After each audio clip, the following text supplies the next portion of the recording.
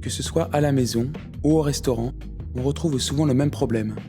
Comment choisir le vin qui s'accordera avec votre repas? Dans un contexte de restaurant, 2 clients sont à la table. Le maître d'hôtel, après avoir pris la commande, se concerte avec le sommelier.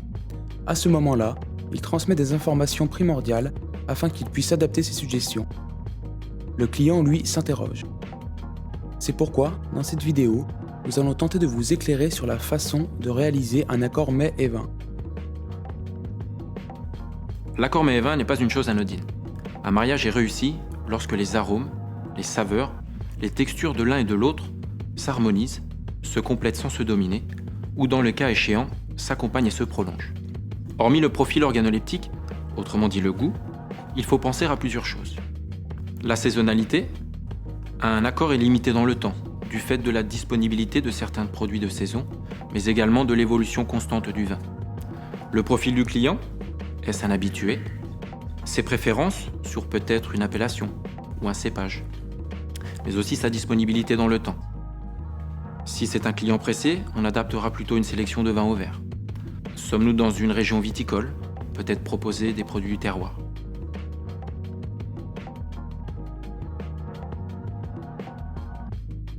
C'est en quelque sorte le principe de l'entonnoir, où chaque réponse mènera au bon choix. Dès que certains doutes sont levés, l'accord touche à son but. Il ne nous reste plus qu'à choisir le type d'accord.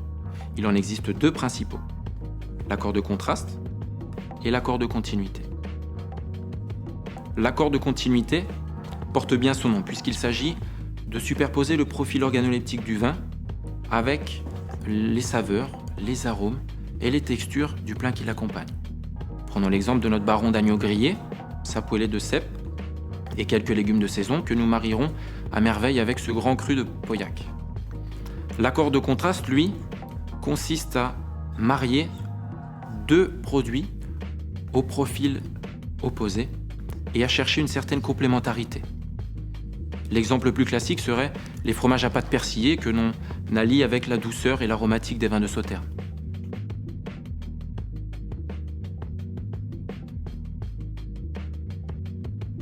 Il faut savoir également que certains produits ou certains plats sont plus difficiles à accorder que d'autres.